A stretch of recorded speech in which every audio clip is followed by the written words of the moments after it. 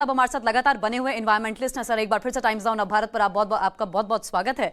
आज का दिन कैसे बड़ा है, आप कैसे आज के दिन को बताएंगे अपने शब्दों में?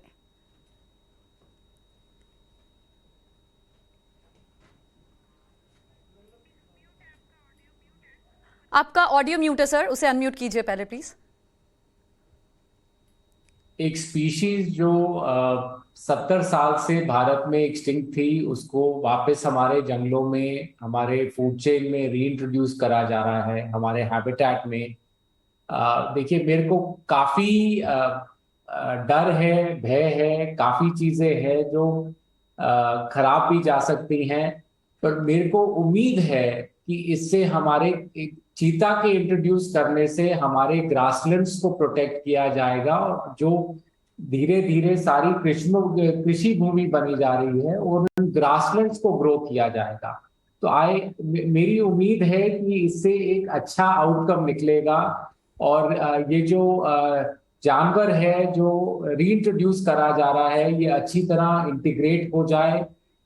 जो तेंदुए के साथ जो हमें डर है, और जो हैबिटेट का, प्रे बेस का काफी हमें डर है कि इसके रीइंट्रोडक्शन में जो दिक्कतें आएंगी, आई होप कि वो दिक्कतें हम मैनेज कर पाए, इस जानवर को अच्छी तरह असिमिलेट, इंटीग्रेट कर पाए, और इसका भारत फिर से घर बने और हमारे ग्रासलैंड्स ग्रो करें। ये हमारी एज ए एनवायरमेंटलिस्ट यही मेरी उम्मीद है। जयदर गुप्ता जी, 1952 में देखिए इसके एक्सटेंट होने के पीछे का सबसे बड़ा कारण देखिए ह्यूमन इन्वॉल्वमेंट तो था ही था, साथ ही एक बड़ा कारण हैबिटेट भी था जिसका लगातार आप जिक्र कर रहे हैं। तो ऐसे में कौन कौन सी और बड़ी चुनौतियां हैं जिसका सामना करना पड़ सकता है, क्या कदम उठाए जाने चाहिए, ये भी मैं आपसे जानूंगी। फिलहाल इन तस्वीरों पर एक बार फिर से हम नजर डाल लेते हैं। कूनो नेशनल पार्क में प्रधानमंत्री नरेंद्र मोदी के हेलीकॉप्टर को आप देख रहे हैं। प्रधानमंत्री कूनो नेशनल पार्क के अंदर दाखिल हो चुके हैं और अब से थोड़ी देर में प्रधानमंत्री पहली खेप में 3 चीतों को, नामीबिया से आए 3 चीतों को उनके विशेष बाड़े में छोड़ेंगे। ये तस्वीर हम आपको दिखा रहे हैं कूनो नेशनल पार्क से, सीधी तस्वीर आपके सामने। प्रधानमंत्री नरेंद्र मोदी कूनो पहुंच चुके हैं। आज एक ऐतिहासिक पल है, आज एक बड़ा दिन है, महत्वपूर्ण दिन है, और सवाल यहां पर यही जन जन के मन में है कि आखिर ये चीते इकोसिस्टम का अहम हिस्सा कैसे हैं और नेचर को ये क्या कंट्रीब्यूट करेंगे। इसी बारे में हम एक्सपर्ट से भी लगातार बात कर रहे हैं। फिलहाल ये तस्वीरें, अहम तस्वीरें प्रधानमंत्री नरेंद्र मोदी का कूनो नेशनल पार्क में हेलीकॉप्टर लैंड करता हुआ, तस्वीरें हम आपको दिखा रहे हैं। और चिनूक हेलीकॉप्टर यानी कि विशेष विमान से इन 8 चीतों को नामीबिया से लाया गया है, जो पहले ही कूनो नेशनल पार्क पहुंच चुके थे, और अभी प्रधानमंत्री नरेंद्र मोदी भी पहुंच चुके हैं। बस उसी क्षण का, उसी कार्यक्रम की शुरुआत होने का हम इंतजार कर रहे हैं जब प्रधानमंत्री इन चीतों को छोड़ेंगे। और करीब एक महीने खास निगरानी में इन चीतों को एक्सपर्ट्स की रखा जाएगा। तो ये exclusive visuals times now Navbharat आपको दिखा रहा है। प्रधानमंत्री नरेंद्र मोदी का आज जन्म दिवस भी है और इस खास मौके पर एक बड़ा रिटर्न गिफ्ट प्रधानमंत्री देशवासियों को देने जा रहे हैं।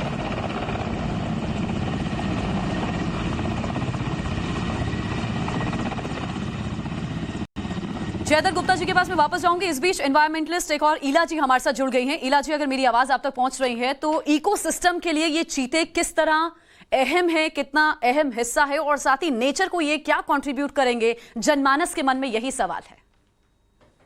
जी, जैसे कि इन्होंने ऑलरेडी मेंशन किया है, ग्रासलैंड्स बहुत मायने रखती हैं और ये भी इकोसिस्टम का एक इम्पोर्टेंट हिस्सा होता है। लेकिन कोई भी जंगल में अगर प्री एनिमल्स की कमी होगी तो फिर हर्बीवोर्स जो घास खाती हैं, प्लांट मैटर खाती हैं, वो जानवरों की संख्या इतनी बढ़ जाती है कि फिर जंगल ठीक से उग नहीं पाता है।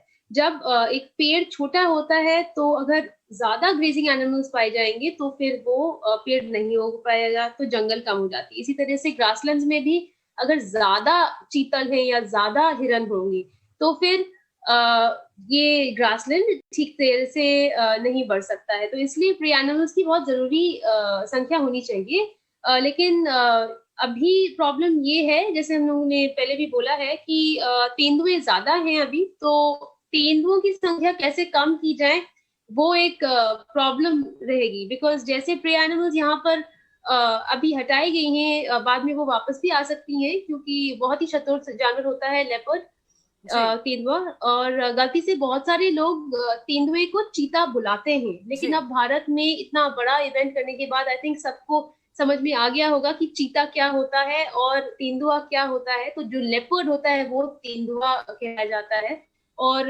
लेपर्ड और चीते के बीच में जो टक्कर होंगे वो हमें देखने पड़ेंगे। जयदर गुप्ता जी, मैं वापस आपके पास आ रही हूँ। देखिए, इसमें मकसद ये भी है कि इनकी पॉपुलेशन में कहीं ना कहीं इजाफा हो, और तभी फीमेल चीता की संख्या मेल चीता के बनस्पत ज्यादा है, जो 8 चीते आए हैं।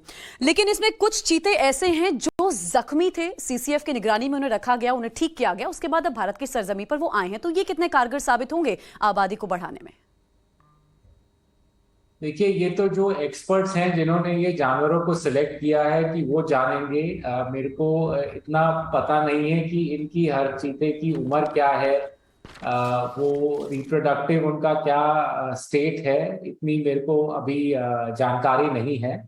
पर जिन एक्सपर्ट्स ने इन 8 चीताओं को सिलेक्ट किया है, उन्होंने मतलब आई एम श्योर कि उन्होंने सारा अपना होमवर्क किया होगा और किसी बेसिस पे ही इन 8 जानवरों को सिलेक्ट किया होगा। आई एम श्योर कि reproductively they are all active.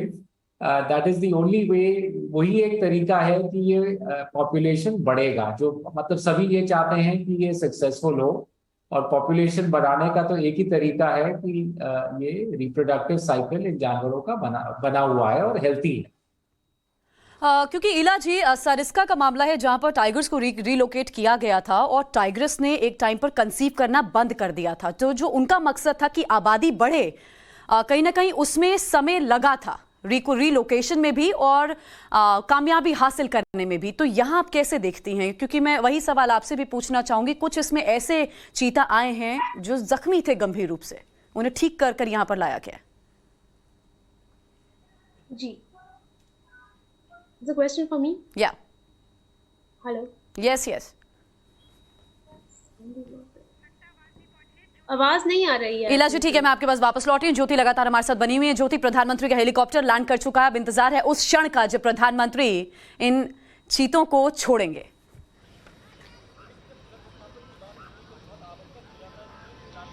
बिल्कुल ज्योत्सना, इंतजार उसी पल का है कि कब प्रधानमंत्री वो पुली खींचते हैं, कब वो लीवर खींचते हैं, और उसके बाद केज के दरवाजे खोलेंगे। चीते की कुछ देर चहलकदमी, हलचल देखी जाएगी, और फिर ये चीते एक एक कर बाड़े में अपने जाएंगे। बहरहाल ईला जी से बड़ा ही दिलचस्प सवाल भी जो आपने पूछा था। देखिए ज्योत्सना, चीतों को लेकर बड़ी जिज्ञासा लोगों के मन में अचानक जाग उठी है, क्योंकि हर तरफ अब चीता चीता चीता और कूनो पालपुर ही सुनने को मिल रहा है। चीतों को लेकर 1990 के दशक में एक रिसर्च किया गया था, जो एक बड़ा चैलेंज हमारे लिए भी देश में इन चीतों को रखने को लेकर या इनकी आबादी बढ़ाने को लेकर वो हो सकता है। अफ्रीका में हुए इस रिसर्च में ये पाया गया था कि जब जो मादा चीता है वो बच्चों को जन्म देती है, इनके वयस्क होने से पहले बचने के चांसेस महज 5% थे।